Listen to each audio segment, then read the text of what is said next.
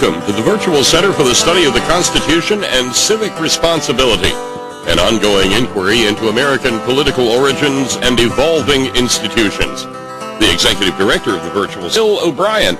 He's also your host for this continuing conversation. Here he is now, Dr. Bill O'Brien.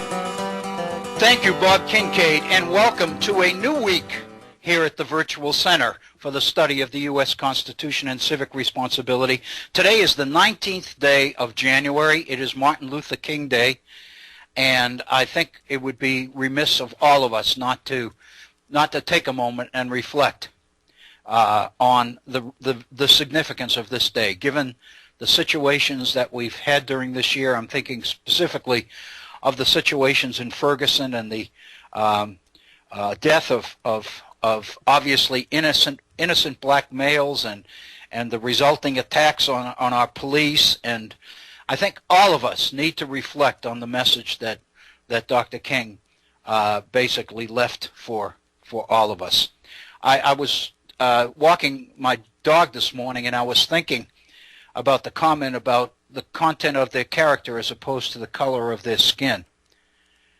And I was thinking, boy, do we have a long way to go. And of course, I've been reading a lot in preparation for the programs this week, especially for today, on the reactions to and analysis and responses to the slaughter in Paris at Charlie Hebdo, and the role of religion and fundamentalist religion. And I've been reacting specifically. I'd like to maybe get into that a little bit tomorrow. The Pope's reaction to that situation, and the response, his response to the implication, if you will, that he was condoning violence by suggesting that there was something wrong with what these journalists at Hebdo did in terms of religion, and his statement that when you mess around or you belittle or demean somebody's religion, you need to expect that there will be a response. It doesn't necessarily mean that in his case that he was justifying the response, but he was kind of suggest that we shouldn't be surprised that there is one. And it seems to me that's the kind of sensitivity that all of us need to develop a little bit for others of us on this planet who are somewhat or extremely different than we are.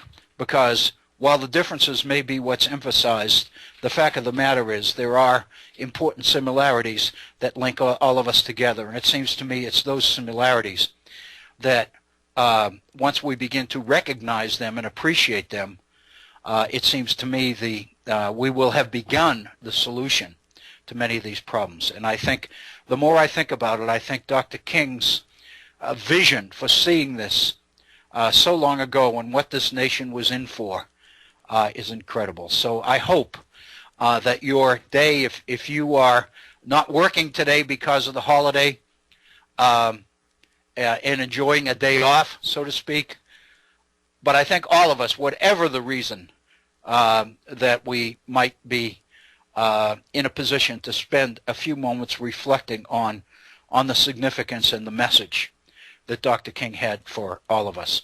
I think basically what he did was set the bar.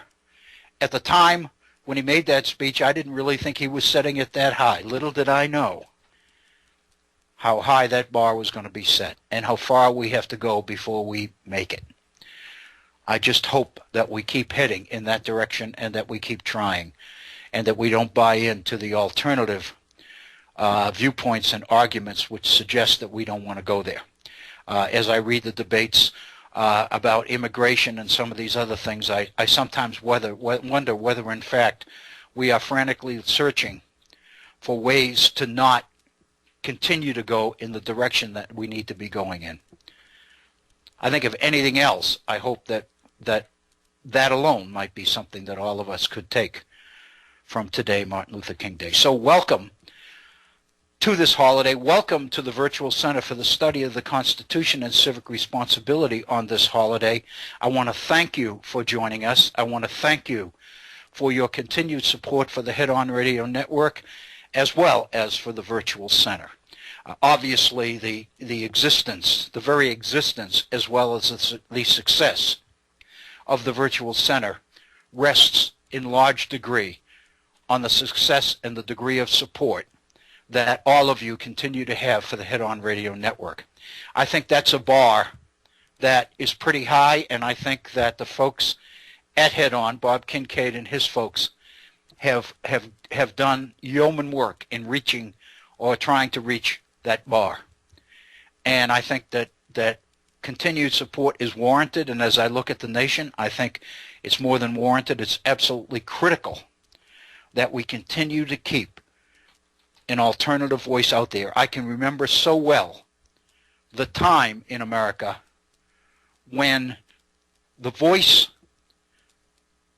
that was screaming to be heard was not the progressive voice, but the conservative voice. And now here we are, better than a half century later, 60 some odd years later, basically talking about the need to keep the progressive point of view, worldview, if you will, out there so that it can be considered in the context of making some critically important decisions related to the nation and its people, as well as the world and its people. So again, I want to thank you for your support of the Virtual Center. I want to thank you for tuning in today, and I want to invite you to participate actively in our program and to feel comfortable doing so.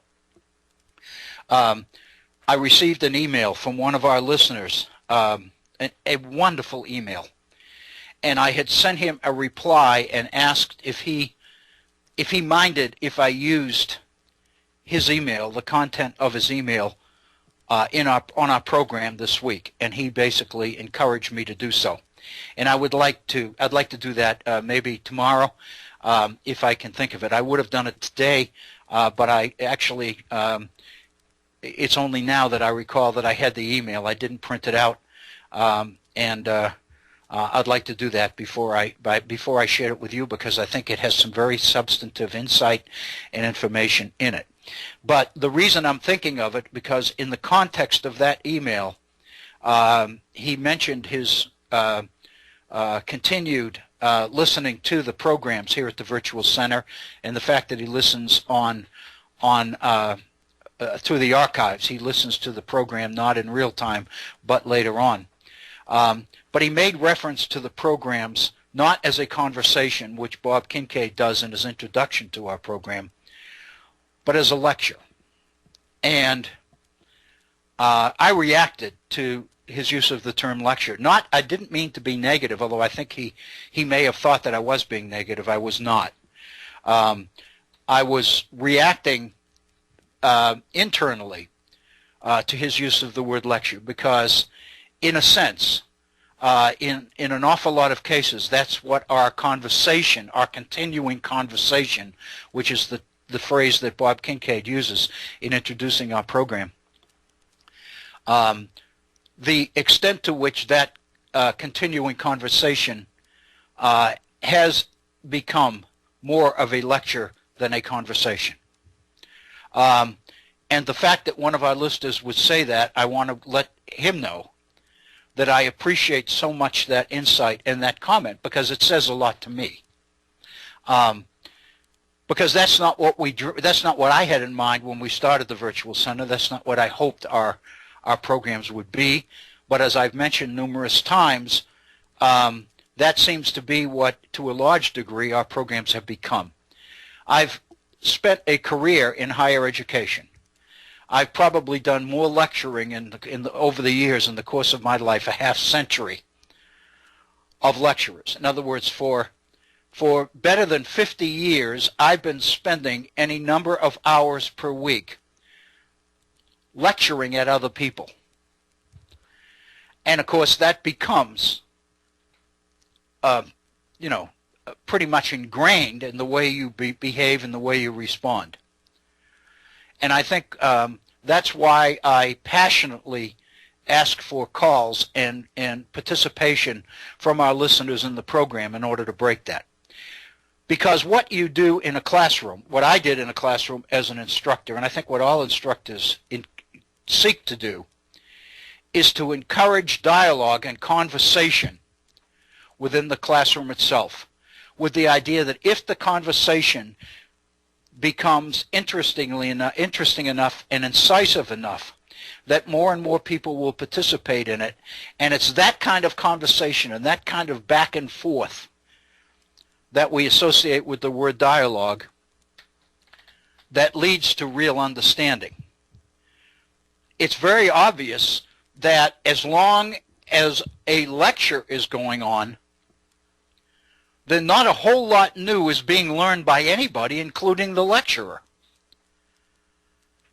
And it seems to me that in this case, as the, quote, lecturer, unquote, I'm really soliciting alternative points of view. I'm hoping that my lectures, as if you want to call them that, the programs, generate more questions than they answer.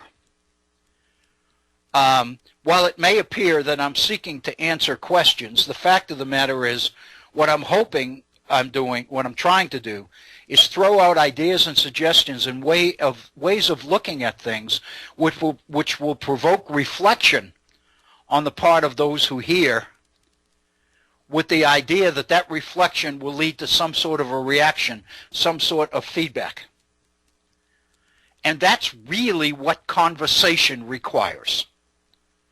So again, I want to encourage you to never for a moment believe that you'll be interfering or interrupting me or interrupting my train of thought. It doesn't matter. I can get that back. But there's no way I can get back the opportunity of your reacting to a particular point and not taking it. You know, if you are poised to react to a particular issue or to a particular point because of something perhaps that I have said, or even greater, something that one of our other listeners has said, and you hold back and don't share that thought, we can't get that time. We can't get that opportunity back. Those come all too infrequently. And it seems to me we need to seize the moment when they happen. So again, I didn't necessarily plan before I went on the air today to talk about this, but I want to encourage you to never feel like you are interrupting my train of thought or stopping me at midstream while I'm trying to make a point or whatever. I can recover. I can basically redesign that and get back to it. And if we don't, what's lost? Much more is to be gained through your reaction than there is through my train of thought remaining consistent and ongoing and not being interfered with temporarily. Plus the fact, I want to assure you that I will never criticize or demean or in any way suggest in any way that the person who calls, the person who participates, is in any way not thinking or understanding. We can argue, we can disagree about a point of view, but the mere fact that you have one, I respect incredibly. Because I think what we need in this country is more people who have a point of view, more people who are thinking and reflecting and weighing and evaluating, and basically making an effort to understand some of the complexities that explain our world today. And if you call, it's because you've been doing that. And I think you ought to be credited for it, and I want to make sure that you know that I will do everything I can do to do that. So again, our phone number is area code 304-663-4676. That's area code 304-663-HORN, H-O-R-N. And of course, if you are a regular listener to the Head On Radio Network, you know that HORN, H-O-R-N, is the acronym for the network. So the fact that it is the last four digits of our phone number, it seems to me is very convenient. So again, whether you remember the number that way, or whether you are a numbers person and remember the 4676. I'll try to make it a point frequently during our programs, especially at the beginning of each hour, to repeat the phone number. But again, I encourage you to jot it down so it'll always be there. And then if you have something to say or an issue comes up or whatever, you'll have the number right at the ready, and you won't have to pass up an opportunity because at that moment you don't have the phone number handy. So again, it's 304-663-4676. That would be somewhat spontaneous, it seems to me.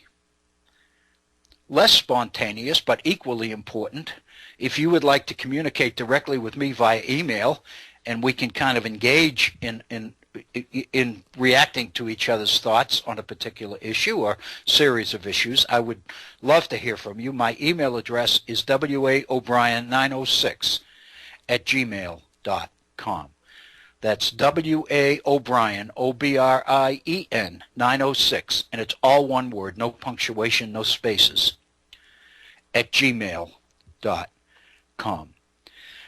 There are, a couple of things that I mentioned today being Martin Luther King Day, and I think that it's critical that we acknowledge that and recognize that at the front end of our program. Also, and I'm not going to go into this, although I think I may, in a day or two, because I have something in mind. But I just, obviously I'm a big New England Patriots fan, so needless to say, I'm a little bit. Well, I'll tell you the truth. I'm walking around here as I'm talking, and my feet aren't touching the floor. So literally. This is probably as close to walking on water as I'm going to be able to ever get, because I'm probably lighter on my feet today than I've been for a long time. I'm not going to get into that. I will say that I absolutely pained and hurt for the Green Bay Packers in losing the other game yesterday, and it's not that I am a Packer fan necessarily. I am. I'm also a Seahawk fan. I had the luxury in that game of really liking both teams, and I really didn't care which team won. The only thing I was thinking of is I was hoping that New England could win the second game, and I was trying to think, well, maybe the Patriots would have a better chance of beating Green Bay than they would Seattle. And so maybe I was rooting a little bit more for Green Bay than I was for Seattle. But I am a big Seattle fan. I've always liked Pete Carroll. I'm a big Russell Wilson fan, the quarterback of Seattle, because I graduated from the University of Wisconsin, and of course he's a Wisconsin guy, although he was only quarterback there for 1 year. And I spent a lot of time in Seattle because I've known people there. My stepdaughter lived there for a number of years, and I visited her numerous times in the 70s and early 80s. And now my wife's son was stationed up there in the military for a number of years over the last 3 or 4 years, and so in the last 3 or 4 years I've traveled there 3 or 4 times as well. So I've spent off and on over the last 15 to 20 years quite a few weeks in Seattle, and I love the town, I love the area, I love the people, and so all in all, I tend to be very, very favorable towards Seattle. So when the Super Bowl comes, I'm not going to be torn because I've grown up with the New England Patriots. There's no way. But again, I'm not going to be devastated if they don't win and Seattle wins, because I do like Seattle. I think they have a better team. But anyway, be that as it may, thank you for joining in on this Martin Luther King Day to the Virtual Center. I want to begin by revisiting a topic that we had begun the last time we were together, which was last Wednesday. It was, and maybe this would jog your memory a little bit, but it was in reaction to a David Brooks piece in the New York Times in which he was summarizing a short story that was written actually in 1973, the author of whom was Ursula Le Guin, capital L-E, capital G-U-I-N. I believe in, the name is Le Guin, but Ursula Le Guin, and the title of her short story is The Ones Who Walk Away from Omelas. And on the 12th of January, which was 7 days ago, which was last Tuesday, I believe last Tuesday, David Brooks wrote an article in the New York Times in which he began by summarizing that short story and then offering his take on what the significance of that short story was as it affects today's world in our efforts to address some of the issues in today's world. And we had spent about close to an hour of our program last Wednesday dealing with David Brooks' summary of Ursula Le Guin's short story. And I had mentioned that I wanted to return to it today. And the reason that I wanted to return to it is for a couple of reasons. First of all, I think the issues that are raised are quite significant and valuable. To translate this into different terms, I think there's a tremendous learning experience opportunity available for us in this particular issue. And I will say that if there's one commonality or one common theme that seems to motivate me in preparing for our programs here at the Virtual Center, it is exactly that, the learning opportunities available. I can't remember a time, I can't even imagine a time in my own case, but I can't remember one here at the Virtual Center when I have taken time, valuable time, in our program to share information just for the sake of the information. I have always believed, and I continue to believe, that the way you make the determination as to which information to share and which information is probably not that worthwhile in sharing is the proposed or prospective learning opportunities available from reaction to that information. I've always done that. I will continue to do that. So the reason I wanted to introduce the David Brooks piece is because he summarizes a short story which I think all of us can benefit from and can learn something from. There may be some out there who've read Ursula Le Guin's short story. I was not one of those people. The first I had heard about that short story was when David Brooks talked about it on January 12th. But I did take the opportunity to go to the internet and Google that short story and found that it is available online. And I read it. And after I read the short story itself, I concluded that this was an issue well worth our time here at the Virtual Center for a couple of reasons. First of all, because of the issues that it raises and that reflection and consideration of this short story raises. The second thing that I think makes it well worth our time here at the Virtual Center is obviously that these issues are learning opportunities in a number of areas which I think all of us can benefit from. The third reason or consideration which I believe makes our time here at the Virtual Center worth investing in this particular topic is that it provides an opportunity for me to make clear the value of conversation toward learning of all of those who participate in it. The purpose of the Virtual Center is to engage in what Bob Kincaid refers to as ongoing conversation. And that implies dialogue. That implies a back and forth. And in the course of such a back and forth, all participants learn and grow as a result.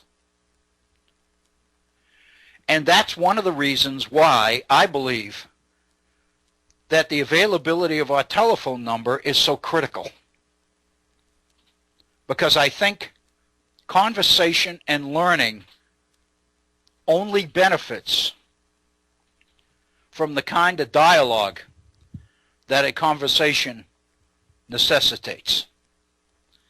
I think that's going to become clearer than clear can be in this particular short story.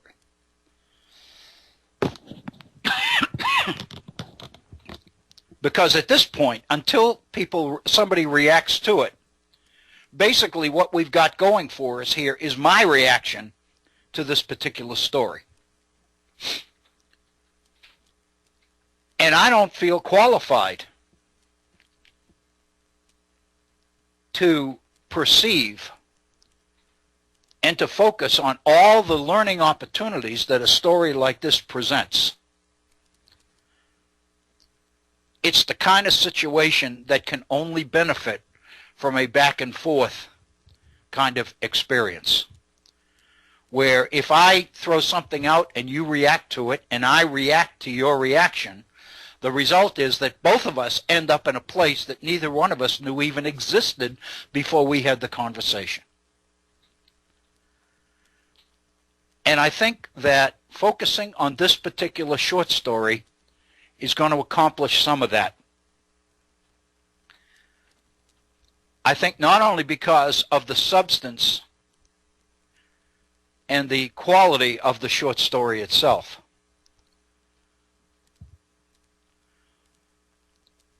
but I also believe that the extent to which we can extrapolate some of the issues and principles touched upon in the short story for today's world is significant. That's the third issue that I think makes time here at the Virtual Center devoted to this particular short story worthwhile. And here's the fourth one. I think this opportunity doesn't arise all that often. And that's the opportunity to compare what a very, very bright, insightful, creative person like David Brooks sees in this particular short story and what we might see. Heretofore, focusing on what we did last Wednesday, the only thing that we've got going for us is the summary of the short story that David Brooks provides for us. And I believe I mentioned, and I want to mention it again, that his summary is a good one. I believe he seems to touch upon many of the highlights that a summation of the theme of the short story itself seems to capture. He does a good job. And therefore, since he does that good a job, we can engage in reaction to that summary. I would suggest to you that David Brooks's summary of this short story equates to what in our classrooms we term the textbook. In other words, up until this point, we don't have the short story. All we've got is what David Brooks sees that short story being about. And so all of our reaction and all of our insights and all of our questions and all of our concerns would be based not specifically on the content of the short story, but instead on David Brooks's summary of the short story. By going back and reading the story itself, I was able to gain an appreciation of issues and insights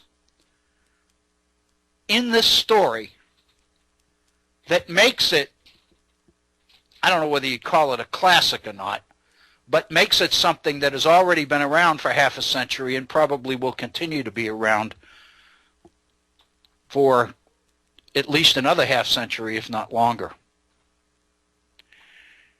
In other words, David Brooks is right. There's a lot in this story.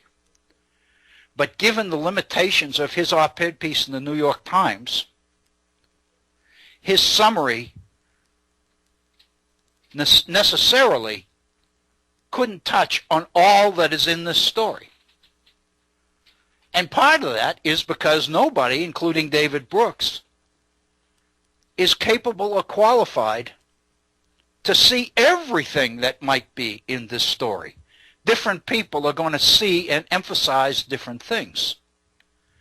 I guess what I'm saying is, this time devoted to this particular short story gives us an opportunity to see clearly the benefit of going to the source.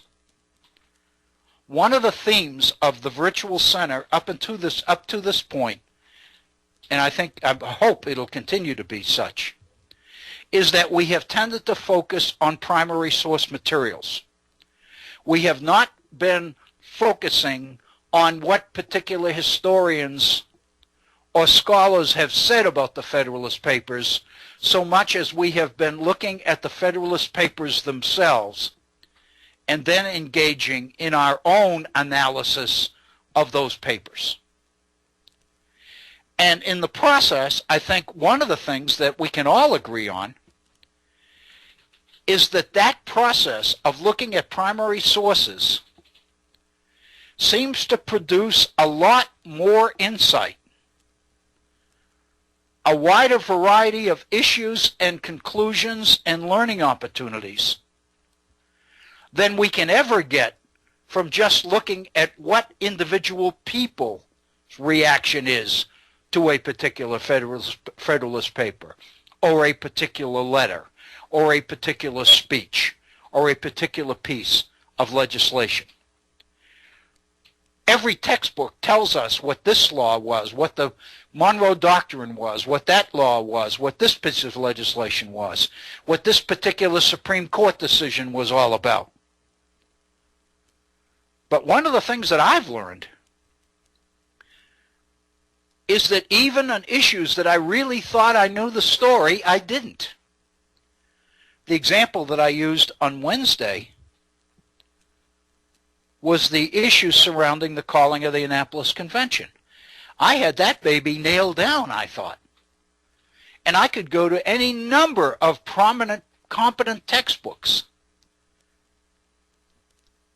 in order to find that what I believed the Annapolis Convention to be about was indeed what scholars have been claiming that it's about. But lo and behold, you go into the source materials and you begin to realize that there are questions. There are things that don't make sense.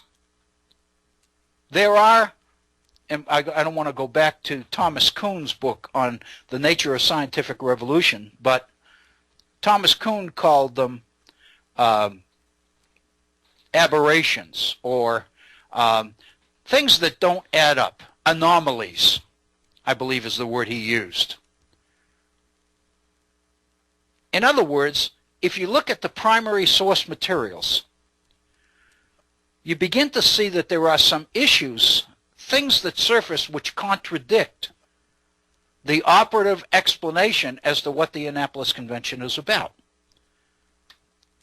For example, the fact that the Annapolis Convention was called principally by Virginians, but that the Virginian who was probably more instrumental than anybody else in moving towards the Constitutional Convention to revisit and revise the Articles of Confederation was opposed to the calling of the Annapolis Convention. Well, if you believe that the Annapolis Convention is best explained as an event leading to or on the way to the Philadelphia Convention, then it seems to me Madison's opposition to it becomes an anomaly. It doesn't make sense. And so consequently, when you begin to take that anomaly, that fact that Madison was opposed to this, and you apply it to your own explanation as to what the Annapolis Convention was all about, you begin to realize that you must have been wrong, because Madison was opposed. And your explanation implies that he was in favor of it. So if he wasn't, then there must be something wrong with your explanation. So consequently, you go back and you look at the issues and events involved in and surrounding the Annapolis Convention, and you begin to recognize an alternative way of looking at the event. Something that was always there, but that historians had tended seemingly to overlook, because more and more historians tended to accept without question the operative explanation as to what the Annapolis Convention was all about. Lesson: the primary sources seem to be the place where we need to go if we are to understand. And then you begin to realize that our entire education system, which is built around textbooks and lectures, built around the idea that what we know and what we accept as truth is what somebody tells us we know, or somebody tells us what's true, then you begin to understand that an examination of a short story like this one by Ursula Le Guin, as opposed to David Brooks's treatment of that particular short story, gives us an opportunity to appreciate the difference between the secondary source, which is the David Brooks op-ed piece, which is excellent, and the primary source, which offers us so much more. And at this point, this is the point at which we need to get into the story. But before I do, let me make one more point, because as I mentioned, when we were talking about people calling in, you can't recover a moment. If a particular issue seems to come up based on what's there at that time, then if you don't take it, you lose it. And that's one of the issues. And it seems to me that that's where we are now. Because at this point in our discussion about the difference between primary and secondary sources, it seems to me we would be remiss if we didn't at least make mention of the tremendously increased emphasis on standardized tests.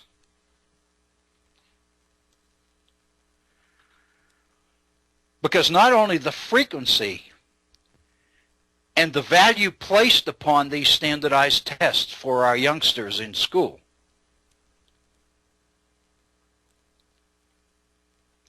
all of these things contribute to the idea that in fairness to our students, we've got to prepare them for being successful on these standardized tests. We can't afford to take students in a direction which may be educationally preferable, but may be taken to the detriment of their performance on a standardized test. We can't afford to do that. So consequently, how we handle our teaching our time, our day-to-day time in class is driven more and more by the demands of the standardized tests. And what that means is the summary becomes more important than the primary source itself. Because it's by reading summary after summary after summary of issues that we can prepare our students for the range of topics that might be covered in the standardized tests.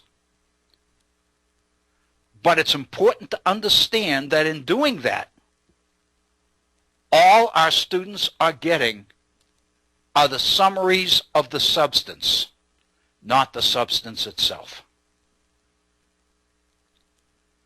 I guess what I'm saying is the pressures of performing well on standardized tests is making time so valuable and at such a premium for our teachers in our classrooms that they don't have time to deal with primary sources even if they want to. They are almost strapped, required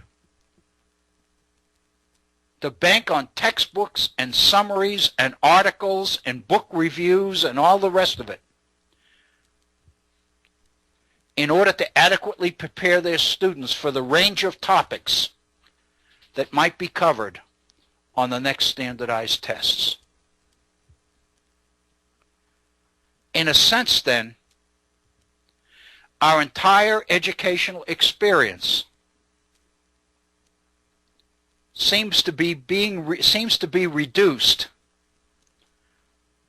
to almost a Cliff Notes-like approach to issues and subjects and content. Our students are being denied the opportunity to experience and ever to appreciate the value of the primary sources. They are being denied the opportunity to experience the wisdom of our founders. Oh, the textbook, the people who write the textbooks will talk about how bright the founders were, how brilliant they were. Jefferson even called them a convention of demagogues.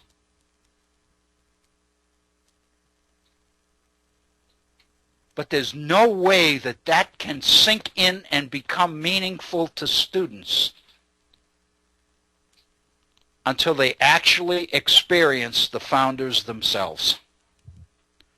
That's what we've been doing here at the Virtual Center. That's what the issues, the story behind the Virtual Center is all about.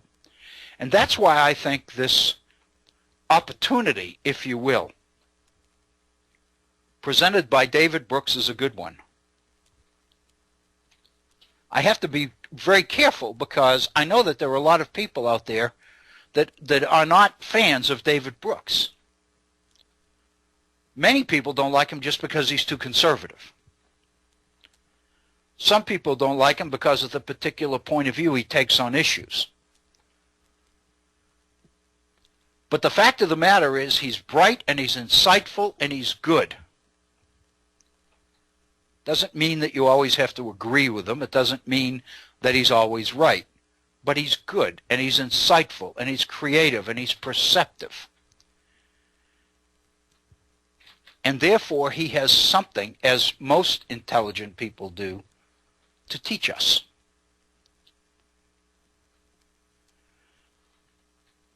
And that's why I've said more than once that his summary of this particular short story is a good one. Because I think if we look at the primary source and we find all sorts of things that he didn't include in his summary, then we're liable to conclude from that David Brooks didn't really do a good job with this particular short story. But the fact of the matter is David Brooks did do a good job with this short story. And when we look at the conclusion that David Brooks reaches from the summary that he has done of this short story, we'll begin to see that the summary he did supports totally the conclusion that he reaches about it, why it's important. But the fact of the matter is, when you look at the short story itself, you begin to appreciate that there's a lot more in it that might be important than what David Brooks thinks is important, which sends the message to us that if we don't look at the primary source and just rely on David Brooks to tell us what the short story is all about, our interpretation of it is going to be the interpretation of David Brooks. And I think that tells us a whole lot about some of the issues that are wrong with our education system. We are at 45 minutes before the hour. We have spent 45 minutes on this background information to this particular short story. And I don't know, I hope that I haven't lost you here or bored you or whatever, but I really believe that this presents a tremendous learning opportunity for all of us. And I hope I've been able to make that case well enough that you've stayed with us, and now you allow us to get in to the substance in order to basically get some idea as to where these comments and supporting statements that I've made come from. So with that, let me, in the short time we've got left in this our first hour, knowing we have a full hour to come, let me return to David Brooks, to David Brooks's summary of Ursula Le Guin's short story, The Ones Who Walk Away from Omelas. He tells us that it's about a sweet and peaceful city with lovely parks and delightful music. And we indeed will see that it is. He tells us that the people in this particular city are genuinely happy. They enjoy their handsome buildings, and they enjoy a magnificent farmer's market, Brooks says. And indeed, we'll see that in the short story as well. David Brooks says, Le Guin describes a festival city with delicious beer and horse races. And then he quotes directly from the short story. An old woman, small, fat, and laughing, is passing out flowers from a basket, and tall young men wear her flowers in their shining hair. A child of 9 or 10 sits at the edge of the crowd, alone, playing on a wooden flute, unquote. Why would David Brooks quote that particular passage? Seemingly because it illustrates just how happy the atmosphere in this city of Omelas was, how happy its peaceful, how happy its people were, and basically it seems to summarize everything he said about it being a sweet and peaceful city with lovely parks, delightful music, and happy people. In other words, that quote seems to capture and therefore support the characterization of what life in Omelas is all about. It is, David Brooks says, an idyllic, magical place.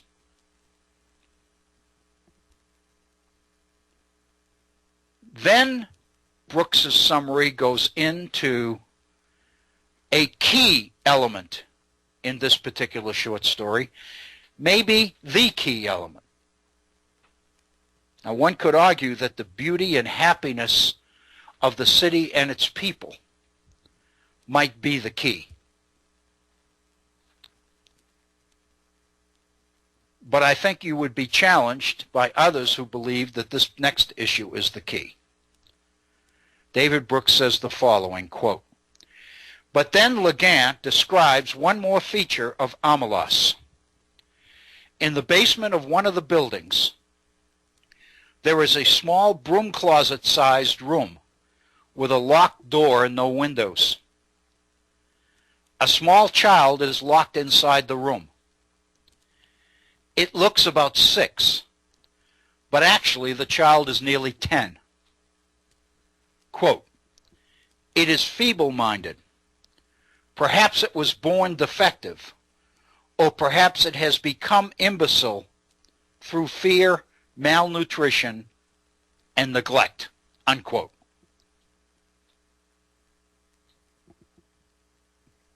My comment here, why does David Brooks quote the particular sentence about the child being feeble-minded and the issue as to perhaps it was born defective or perhaps it became that way as a result of fear, malnutrition, and neglect?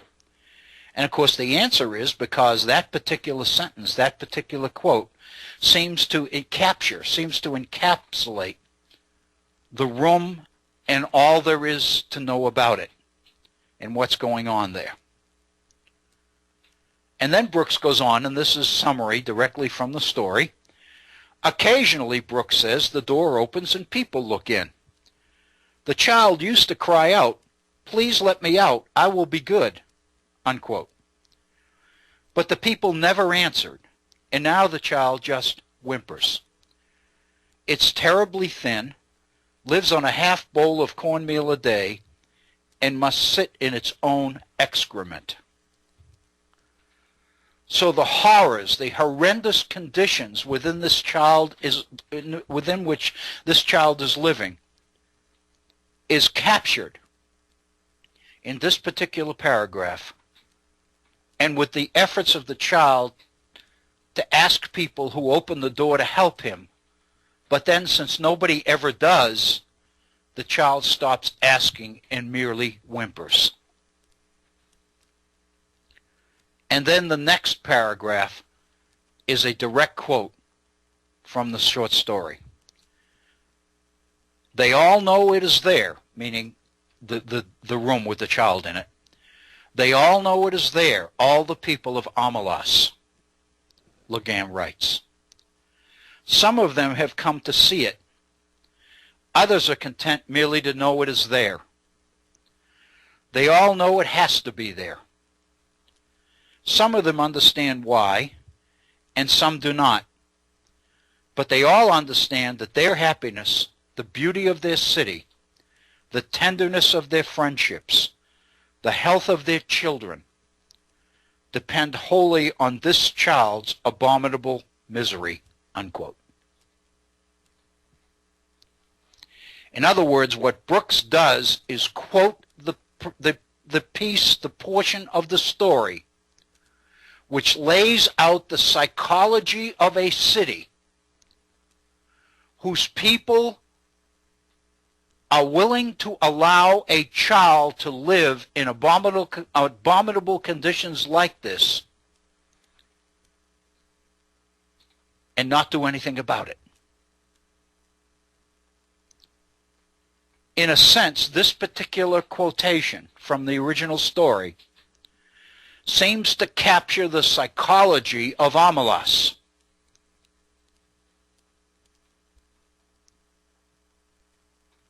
Everybody knows it's there.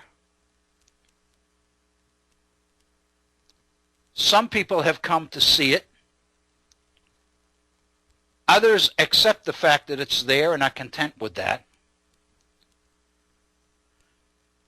But they seem to understand that it's the existence of that misery that seems to be the foundation of their happiness. And so consequently, they do nothing about it.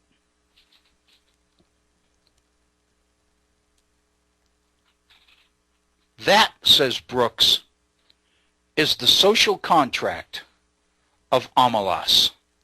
That's the deal. The idea that only because that exists can the happiness of the city and its people continue to be reality. One child suffers horribly so that the rest can be happy, Brooks says. If the child were left free or comforted, Omelas would be destroyed. Most people feel horrible for the child. Some parents hold their kids tighter, and then they return to their happiness. In other words, different people have different ways of handling this reality. But all of them accept the fact that this is reality and that there's really not a whole lot that they can do about it or that they should do about it. Some go to see the child in the room and then keep walking, Brooks says. They don't want to be a part of that social contract. Quote, they leave Omelas. They walk ahead into the darkness and they do not come back, unquote. That's the summary. That's what David Brooks does with the substance of this particular short story. Let me take the rest of this, our first hour today, sharing with you Brooks's conclusion. What Brooks is going to tell us we should get out of this story. And this is what he says, and he gives us two choices. In one reading, this is a parable about exploitation. According to this reading, many of us live in societies whose prosperity depends on some faraway child in the basement. When we buy a cell phone or a piece of cheap clothing, there's some exploited worker, a child in the basement. We tolerate exploitation, telling each other that their misery is necessary for overall affluence, though maybe it's not, Brooks says. So Brooks's message to us, as he seeks to tell us what we ought to get out of what we should get out of this story, is that there seems to be the message that our affluence, our happiness, somehow depends on others being miserable. And he uses the example of when we buy cheap clothes or when we buy a cell phone or whatever. We know the working conditions that came out several months ago with Apple and the creation of building of iPhones, if you will, and the horrendous working conditions of the people who built them. So that's one particular conclusion that Brooks throws out to us from this particular short story. Here's another. In another reading, the story is a challenge to the utilitarian mindset so prevalent today. So here's Brooks is going to tell us another message that we can get out of this story. In theory, Brooks says, most of us subscribe to a set of values based on the idea that a human being is an end, not a means. You can't justifiably use a human being as an object. It's wrong to enslave a person, even if that slavery might produce a large good. It's wrong to kill a person for his organs, even if many lives might be saved. In other words, Brooks's message is the human one. The idea that this is a human being, irrespective of the conditions that this particular human being is forced to live in. And therefore, it violates our moral sense of the value of human life. Because in this particular case, a human being becomes a means rather than an end. And we know, or we want to believe we know, that in this world, the only thing that really makes sense to us is the priority and the value of the human animal, of the human being. So therefore, this story offends us on that level. Brooks goes on, and yet we don't actually live according to that moral imperative. In other words, while we believe that about human beings and about the fact that they must be the end and they should not be the means, and we should not enslave people and other things, we don't tend, most of us, to live according to that moral imperative, Brooks says. Life is filled with tragic trade-offs. In many different venues, the suffering of the few is justified by those trying to deliver the greatest good for the greatest number. Companies succeed because they fire people, even if a whole family depends on them, on the people who are fired. Schools become prestigious because they reject people, even if they put a lifetime of work into their application. So in other words, in our way of looking at things, what makes a school a good school is the fact that it doesn't accept everybody.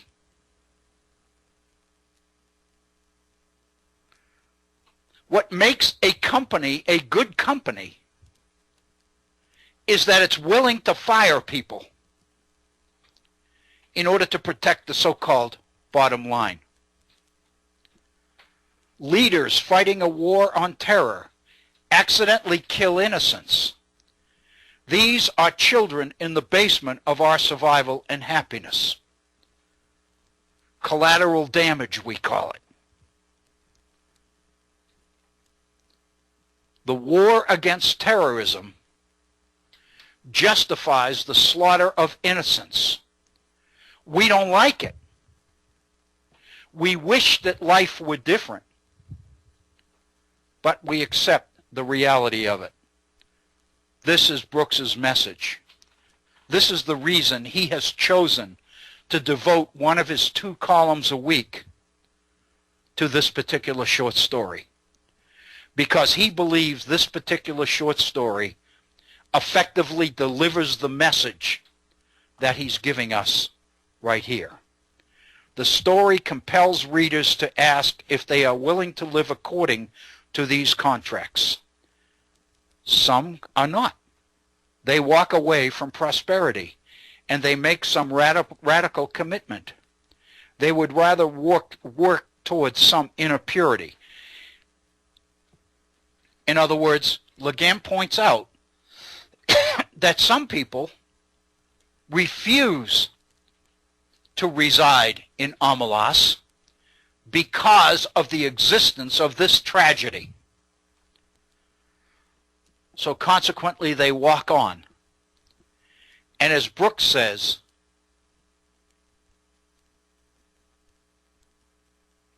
they try to derive some sense of inner purity from this. If I don't participate, if I don't directly benefit from the suffering of this particular child, then I can wash my hands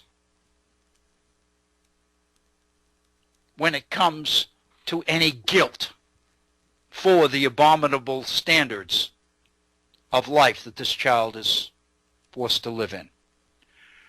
Brooks concludes, the rest of us live with trade-offs. The story reminds us of the inner numbing this creates. The people who stay in Omelas aren't bad. They just find it easier and easier to live with the misery they depend on. I found, Brooks says, that this story rivets people because it confronts them with all the tragic compromises built into modern life.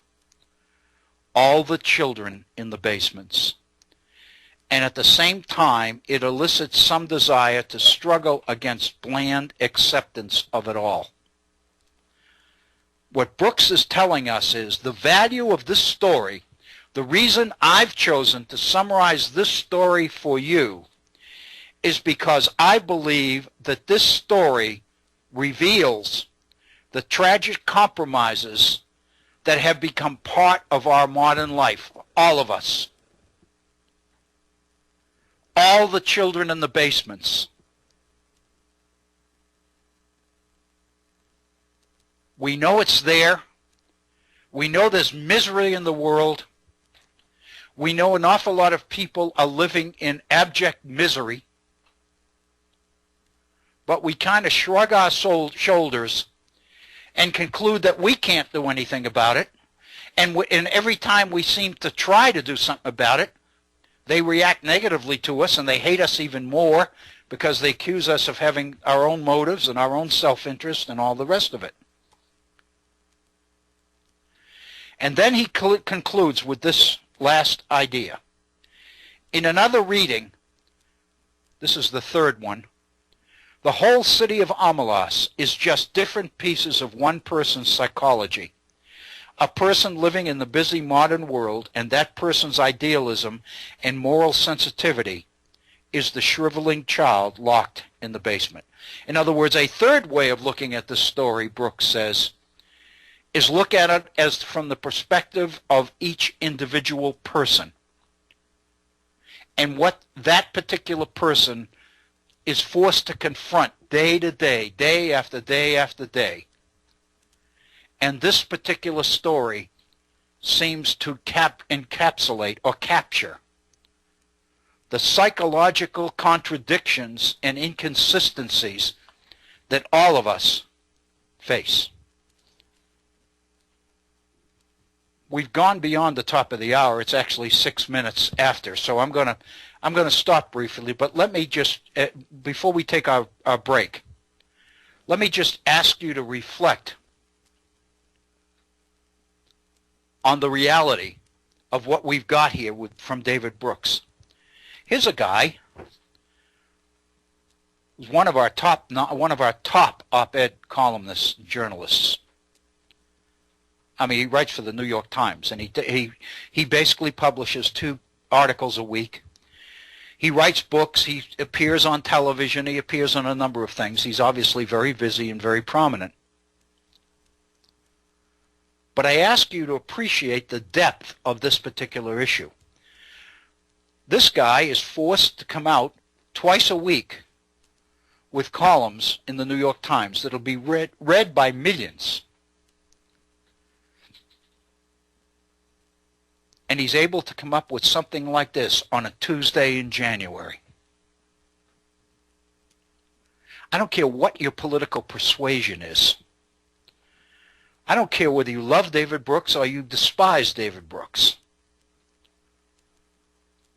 But I would ask that you think seriously about respecting the quality of what he does.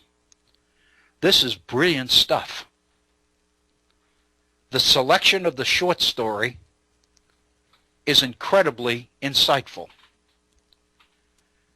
And his conclusions as to what the story seems to tell us are insightful and perceptive as well. I think to recognize that somebody is being asked to do this over and over again, twice a week, month in and month out, year in and year out, helps us understand why David Brooks has the reputation that he has. We're at 8 minutes after the hour. Let's pause. We'll take 3 or 4 minute break. We won't take the full 5 minutes, but we'll take a short one. And then we'll come back and we'll begin to look at the short story itself. And we'll basically begin to see whether David Brooks captures it all or whether there's even more. You're listening to the Virtual Center. This is Bill O'Brien. Please stay with us. We'll be right back. Thank you, Bob Kincaid. Welcome to our second hour, although we're beginning it a little bit late. It's 13 minutes after the hour, 13 minutes after the hour of 2 p.m. in the East, so we've got about 45 minutes left in today's program, and I don't know whether we're going to be able to deal with the entire short story today, but if we can't, we'll finish it tomorrow. I trust, though, that the summary that David Brooks provided to us, as well as the conclusions he suggests we can draw from this summary, are are well taken, and I think they're meaningful in themselves. In other words, at this point, I see nothing wrong with the David Brooks story. So the question then is there anything to be gained by investing the time to going back and reading the short story itself? Because when you do that, you are kind of implying that maybe David Brooks doesn't have the whole story. Maybe there's more.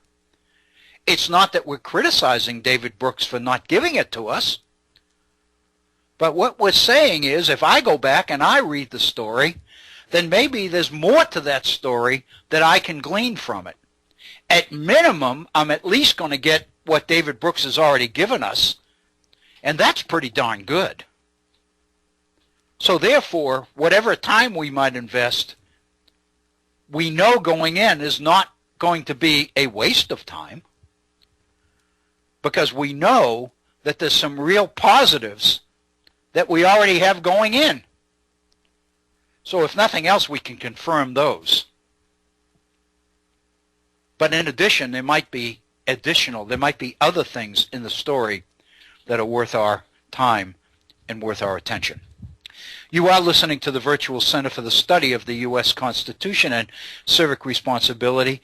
I encourage your participation in our program, your active participation, by taking advantage of our phone number and sharing your thoughts and your ideas, not only with me, but with our other listeners. Our telephone number is area code 304-663-4676. 304-663-HORN, H-O-R-N. My email address, if you'd like to communicate directly with me via email, my email address is waobrien906@gmail.com. That's waobrien906@gmail.com. Without further ado then, let's make an effort to at least get into Ursula Le Guin's short story entitled The Ones Who Walk Away from Omelas. Let me begin by making an opening observation, and that is that while David Brooks, in his op-ed piece, in his article, made mention of the ones who walk away, who refuse to deal with this, who refuse to benefit from the horrendous lifestyle that this particular child is being forced to live, is living in, and they go on,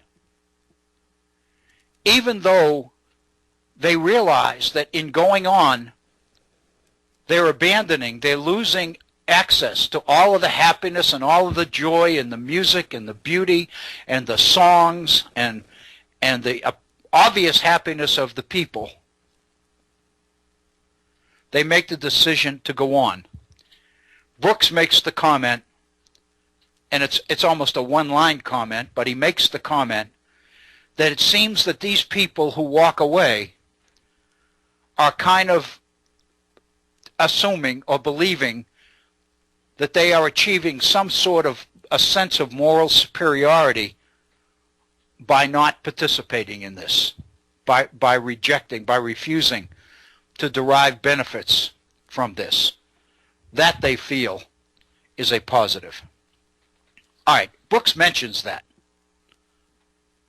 But the fact of the matter is, Ursula Le Guin's article is entitled The Ones Who Walk Away from Omelas. She's telling us that the ones who walk away are her focus. They are the ones who get the title for this short story. So one can conclude just by looking at the title that this story is more about the ones who walk away than it is about the ones who don't. At least one can suggest that or imply that. So the question I'm asking you to think about is this fact that Brooks, while he mentions the fact that some walks away, it's not the focus of his article, but it is the focus of the original. So right away, we have a discord here. Right away, we see that Brooks is shifting the focus from the author, from the ones who walk away to the ones who don't. Because his message to us requires that he focus on the ones who don't. But one is confronted with the reality, is this change legitimate? I mean, obviously, Brooks has the right to do this. But in doing so, is he changing the intent and the meaning and the purpose of the author? And does he have a right to do that? But more important, a second question surfaces. And that is, what is there about the author's title that makes her focus the right one? In other words, what are we missing by just reading Brooks and not reading the story itself? Because obviously the ones who walk away are not Brooks's focus, but they are the focus of the author of the story. So it seems to me right there's a difference. It could be that after you get through, you might conclude that Brooks really is the one who has the key point. And that in this case, if you were giving awards, the award ought to go to Brooks, not the author. In other words, what you could conclude is maybe Brooks ought to be the one to title the story, because Brooks is the one who's really on to what the story is about. That might be your conclusion. But anyway, we haven't yet got into the story, so let's do that. The first part of the story obviously deals with a description of life in Omelas. We know, because David Brooks tells us in his opening sentence, it's about a sweet and peaceful city with lovely parks and delightful music. The people in the city are genuinely happy. They enjoy their handsome buildings and a magnificent farmer's market. So we know what we're going to see here. Let's see if there's more. With a clamor of bells that set the swallows soaring, the festival of summer came to the city Omelas, bright towered by the sea. The rigging of the boats in harbor sparkled with flags.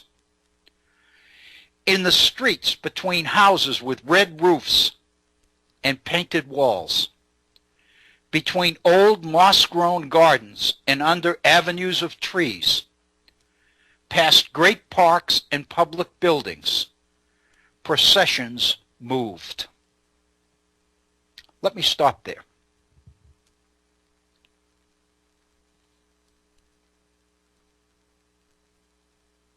Do you see Omelas? When you think about the city of Omelas, bright towered by the sea, the boats in the harbor sparkling with flags, streets that run between houses with red roofs and painted walls. And if you talk about painted walls, you're talking about yellows and oranges and reds and greens and blues. You're not talking about red brick. You're talking about gay colors between old moss-grown gardens and under avenues of trees. Think of tree-lined avenues with brightly colored homes with red roofs lining the streets. Great parks, public buildings, and processions, parades. People marching with music and laughter and gaiety. Some were decorous, she says. Old people in long, stiff robes of mauve and gray. Grave master workmen, quiet. Merry women carrying their babies and chatting as they walked. In other streets, the music beat faster, a shimmering of gong and tambourine, and the people went dancing. The procession was a dance. The whole town is moving. People in babies and gay colors and outfits. Children dodged in and out, their high calls rising like the swallows crossing flights over the music and singing. All the processions wound towards the north side of the city, where on the great water meadow called the Green Fields, boys and girls naked in the bright air, with mud-stained feet and ankles and long, lithe arms, exercised their restive horses before the race. So we're seeing what many of us would talk about when we talk about a fair or a carnival. And there's going to be a horse race, and everybody's moving towards the race. In other words, the race is going to be kind of the focal point of the celebration. The horses wore no gear at all, but a halter without bit. Their manes were braided with streamers of silver, gold, and green. So even the horses were free. They didn't even have bits.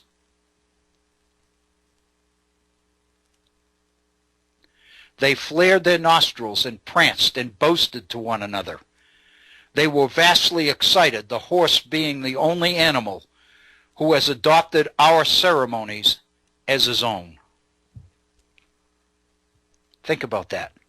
The horse.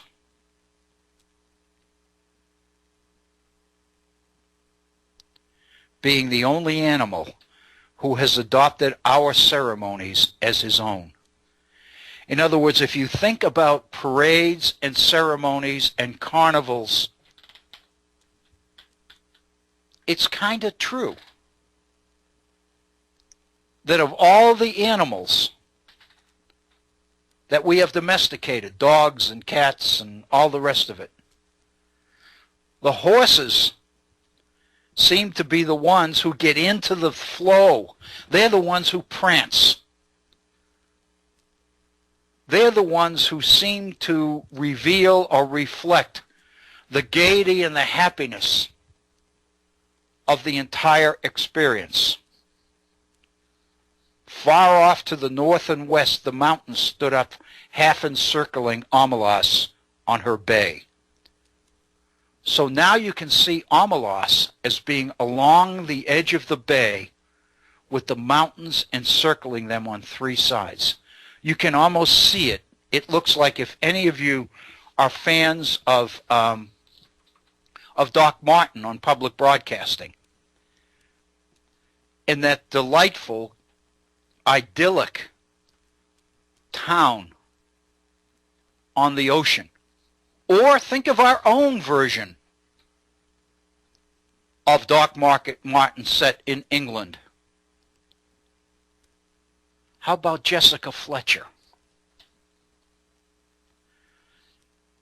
and her little town on the coast of Maine?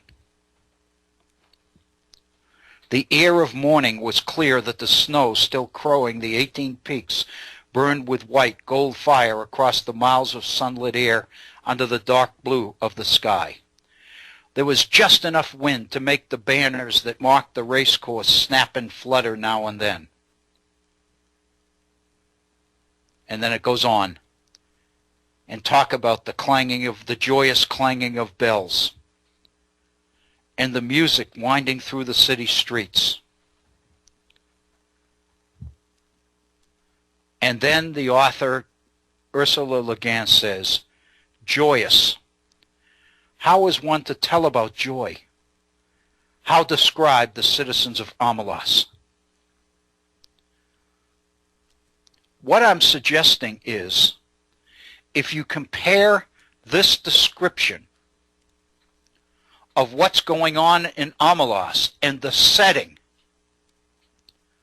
with the mountains and the sun and the brightness and the flags and the horses prancing and the music playing and the children screaming and the women carrying their babies and everybody moving towards the race course, you get a sense or a feeling. You are there. How different from the description. It's about a sweet and peaceful city with lovely parks and delightful music. What I'm asking you to think about, and this is the primary source issue that I'm always focusing on, the extent to which you can really engage the author's description to the point that you are actually there. You are, in effect, a participant, a resident of Amelas. You are not looking at it through the eyes of David Brooks or the eyes of anybody else. You're not even looking at it from afar in a helicopter. You are there. You are experiencing the parade. You are hearing the music. You are becoming excited by the laughter and the gaiety.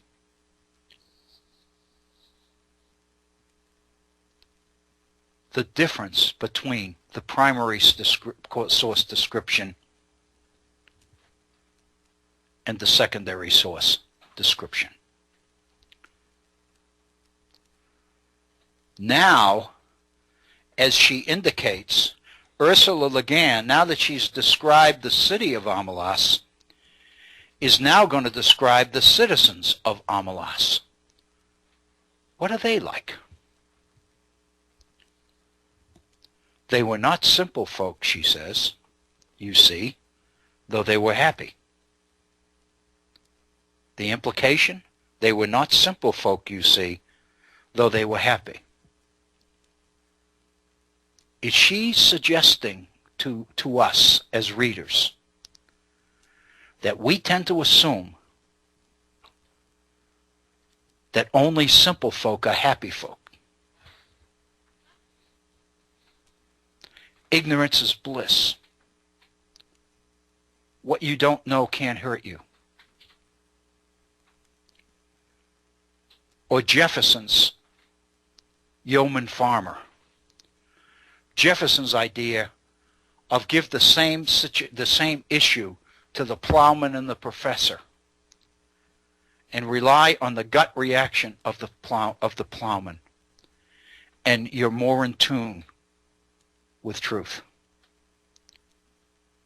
What she is saying is, here are people who are happy and gay, yet they aren't simple, even though we tend to believe that by definition, simple folk, happy folk must be simple folk. So she's kind of taking a little bit of a shot at us here. And then she goes on, but we do not say the words of cheer much anymore. All smiles have become archaic. Let me repeat those, all of them. They were not simple folk, you see, though they were happy. But we do not say the words of cheer much anymore. All smiles have become archaic. Given a description such as this one tends to make certain assumptions, she says. Given a description such as this one tends to look next for the king, mounted on a splendid stallion and surrounded by his noble knights, or perhaps on a golden litter borne by great-muscled slaves. But there was no king. They did not use swords or keep slaves. They were not barbarians. I do not know the rules and laws of their society, but I suspect that they were singularly few.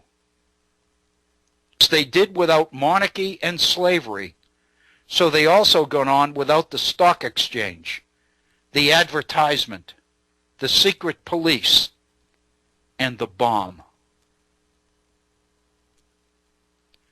What is Ursula Le Guin saying here about us?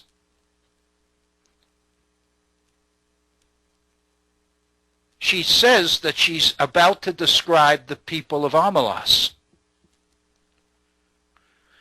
But the first few sentences in that description say more about us than it is about them.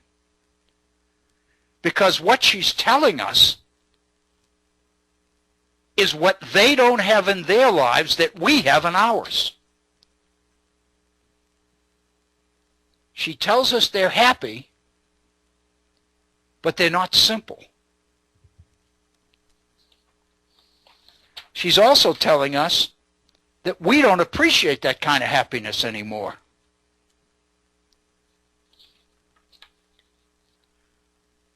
What does literature, what does the message we often get suggest? When we read or hear about people this happy, about a city this festive, about life being this good,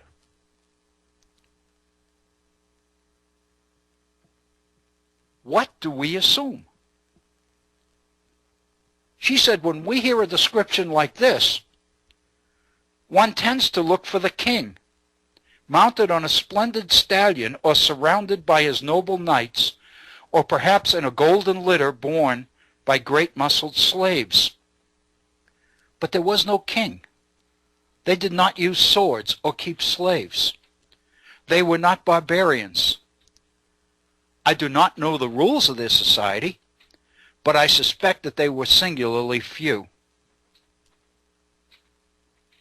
As they did without monarchy and slavery, so they also got on without the stock exchange, the advertisement, the secret police, and the bomb.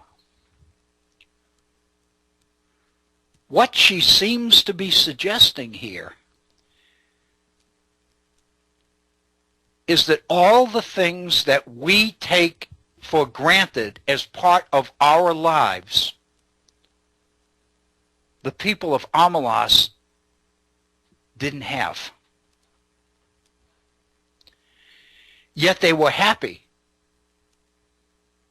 and they weren't simple. She's also telling us that when we hear about or think about or read about happy people, we assume that that happiness stems from a king, or that it's happiness built upon slavery or something. In other words, in our whole frame of reference, she seems to be implying we can't link real happiness unless somebody, like a king, gives it to us or brings it to us. We can't experience it ourselves. We have to depend on somebody else to do it for us. So here they are, not simple, yet happy, with no king, no slaves, no weapons, no stock market, No marketing, no advertising, no secret police, and no bomb. The message seems to be, perhaps, that what she's saying here is that all these things we take as givens are the things that stand in the way of us making our world our own Omelas.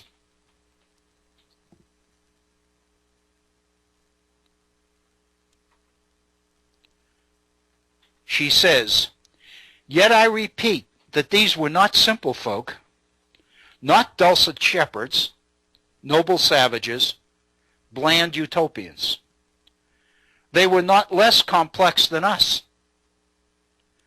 The trouble is that we have a bad habit, encouraged by pedants and sophisticates, of considering happiness as something rather stupid. We tend to conclude that people who live like this must be stupid and simple and ignorant and all of these other things. Only pain is intellectual," she says. "Only evil is interesting." This is the treason of the artist, a refusal to admit the banality of evil and the terrible boredom of pain. If you can't lick 'em, join 'em. If it hurts, repeat it. But to praise despair is to condemn delight. Think of that phrase. To praise despair is to condemn delight. To embrace violence is to lose hold of everything else. We have almost lost hold. We can no longer describe a happy man, nor make any celebration of joy. How can I tell you about the people of Omelas? They were not naive and happy children, though their children were in fact happy. They were mature, intelligent, passionate adults whose lives were not wretched. Oh, miracle! But I wish I could describe it better. I wish I could convince you. Omelas sounds, in my words, like a city in a fairy tale. Long ago and far away, once upon a time. Perhaps it would be best if you imagined it as your own fancy bids, assuming it will rise to the occasion, for certainly I cannot suit you all. For instance, how about technology? I think that there would be no cars or helicopters in and above the streets. This follows from the fact that the people of Omelas are happy people. Happiness is based on a just discrimination of what is necessary, what is neither necessary nor destructive, and what is destructive. Happiness is based on a discrimination between what is necessary, what is neither necessary nor destructive, and what is destructive. In the middle category, neither necessary nor destructive, however, that of the unnecessary but undestructive, that of comfort, luxury, exuberance, etc., they could perfectly well have central heating, subway trains, washing machines, and all kinds of marvelous devices not yet invented here, floating light sources, fuelless power, a cure for the common cold. Or they could have none of that. It doesn't matter. As you like it. I incline to think that people from towns up and down the coast have been coming into Omelas during the last days before the festival on very fast little trains and double-deck trams, and that the train station of Omelas is actually the handsomest building in town, though plainer than the magnificent farmer's market. But even granted trains, I feel that Omelas so far strikes some of you as goody-goody, smiles, bells, parades, horses, blah. And then she said, if you want to, add an orgy. And then she starts talking about that. It seems to me the point here that the author is making in what is now onto the third page of the story is a description of a happy community or a happy way of life, and the stark reality that while these people are not barbarian, are not ignorant, are not uncivilized, if you will,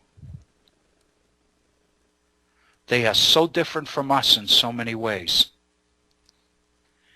It seems to me that what Ursula Le Guin is describing here is how far removed what we take for granted as the essentials of our day-to-day life are standing in the way of the kind of happiness that the people in this idyllic community have. But what she is suggesting is it's really not idyllic at all. You could have it too, if it wasn't for these other things that get in the way.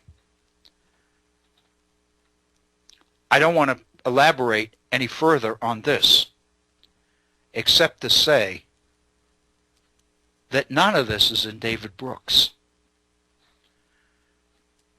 David Brooks ignores all of this.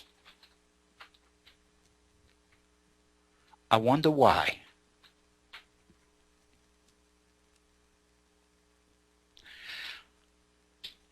We now know what David Brooks's message is about the value of this story. He's told us. You can look at it from one of three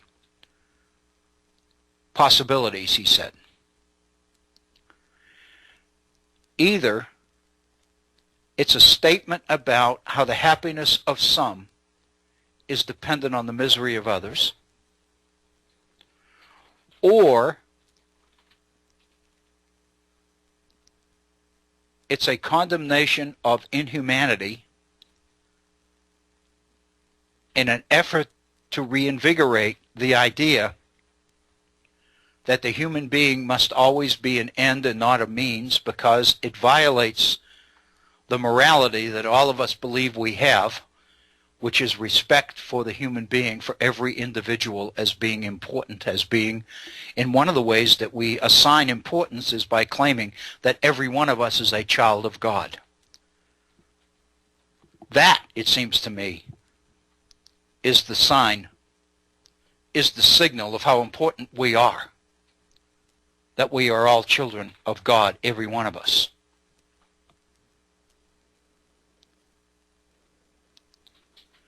Or the third possibility, she says,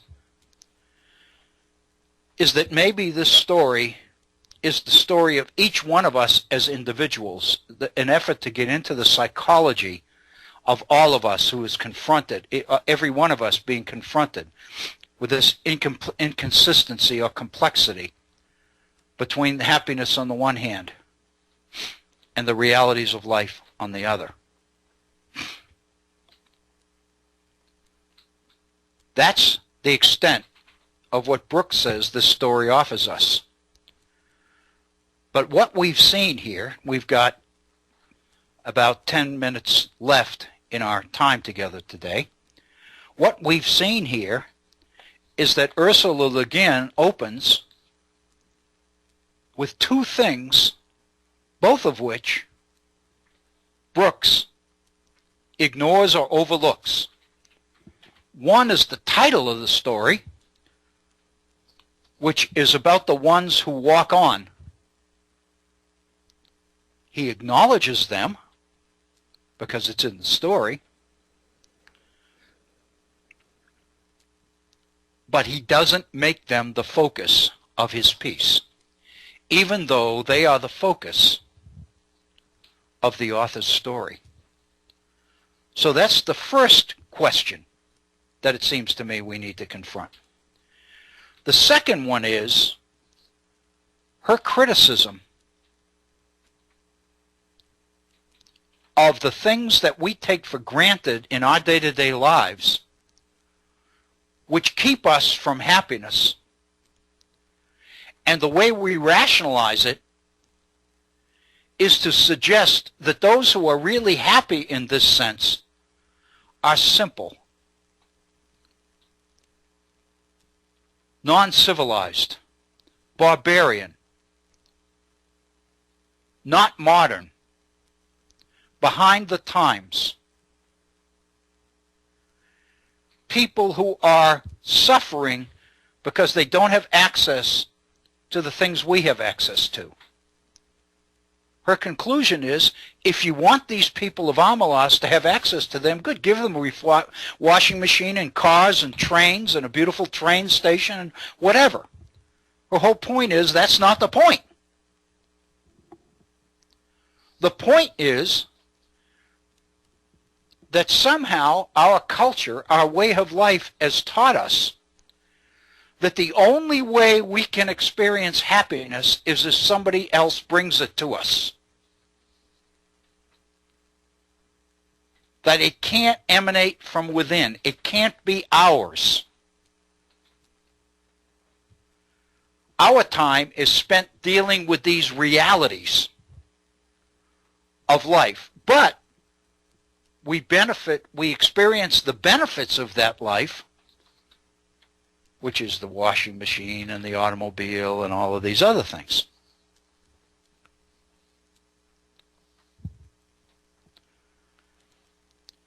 And then she gets to the point of religion.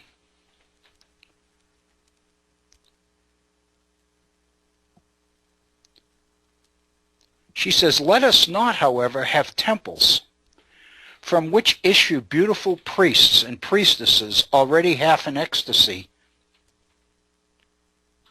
Really, it would be better not to have any temples in Amalas. At least not man temples. Religion, yes. Clergy, no.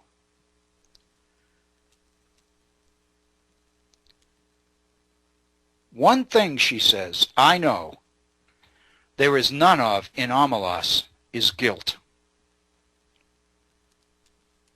But what else should there be? I thought at first there were not drugs, but that's a bit puritanical, she says. And then she goes into that. She says, for more modern tastes, I think there ought to be beer. What else? What else belongs to the joyous city? The sense of victory, surely, the celebration of courage. But as we did without clergy, let us do without soldiers. The joy built upon successful slaughter is not the right kind of joy. It will not do. It is fearful and it is trivial. A boundless and generous contentment, a magnanimous triumph, felt not against some outer enemy, but in communion with the finest and fairest in the souls of all men everywhere, and the splendor of the world's summer. This is what swells the hearts of the people of Amalas, and the victory they celebrate is that of life. I really don't think many of them need to take druze, which is drugs or booze or whatever. Let me repeat that last couple of sentences again. A boundless and generous contentment, a magnanimous triumph, felt not against some outer enemy, but in communion, with the finest and fairest in the souls of all men everywhere, and the splendor of the world's summer. This is what swells the hearts of the people of Amalas, and the victory they celebrate is that of life. I really don't think many of them need to take druze. There's absolutely no question that the people you describe and the community that she describes, and I guess you could say in the ideal sense, this is really what we mean by community, is a place like this where everybody celebrates and everybody comes together and everybody. It seems to me that what she has done up to this point in the story, at least, is to suggest that we are the victims of our own, quote, happiness, unquote. That when we look at true happiness, when we look at people who are truly happy, we tend to assume that it's unreal, it can't happen, it's not realistic, or it belongs only to people who are simple. We have moved beyond that. And if you remember, she goes through this issue of happiness and pain. The people of Amalas are happy people, she said. Happiness is based on a just discrimination of what is necessary, what is neither necessary nor destructive, and what is destructive. In the middle category, neither necessary nor destructive, that of the unnecessary but undestructive, that of comfort, luxury, exuberance, etc., they could perfectly well have central heating, subway trains, washing machines, and all kinds of marvelous devices not yet invented here. So the implication here is that the things that we think make us happy really aren't getting at true happiness at all. Now that she's described the town, the city, and the people who live there, and made the point as to how different they are than we are, but at the same time, they aren't simple folks, they're complex people just like us. Now she goes back to the situation at hand about the procession reaching the green fields. And she closes, and this is the part that David Brooks does include. The faces of small children are amiable, sticky. In the benign gray beard of a man, a couple of crumbs of rich pastry are entangled. The youths and girls have mounted their horses and are beginning to group around the starting line of the course. An old woman, small, fat, and laughing, is passing out flowers from a basket, and tall young men wear her flowers in their shining hair. A child of 9 or 10 sits at the edge of the crowd alone, playing on a wooden flute. People pause to listen, and they smile, but they do not speak to him, for he never ceases playing and never sees them, his dark eyes wholly wrapped in the sweet, thin magic of the tune. He finishes and slowly lowers his hands, holding the wooden flute. That is the festival of summer, and it has begun in Amalas. And then she asks this question. Do you believe? Do you accept the festival, the city, the joy? No? Then let me describe one more thing. And this is where she introduces the dark closet-like room with the child in it that David Brooks has used as the focal point of the whole story. I suggest to you it may not be the focal point of the whole story. But we'll have to see in our next program. We are at 58 minutes after the hour. I want to thank you for tuning in to the Virtual Center for the Study of the Constitution and Civic Response this Martin Luther King Day. I want to invite you to join us again tomorrow. We'll be 1/2 hour late in starting tomorrow, 1:30 in the East, and we'll have our program extend for 90 minutes rather than. I invite you to be with us. I hope that you have a wonderful evening. The sun is shining here as I speak. Be safe. We want to have you back here at the Virtual Center. This is Bill O'Brien. Thank you so very much. Thank you.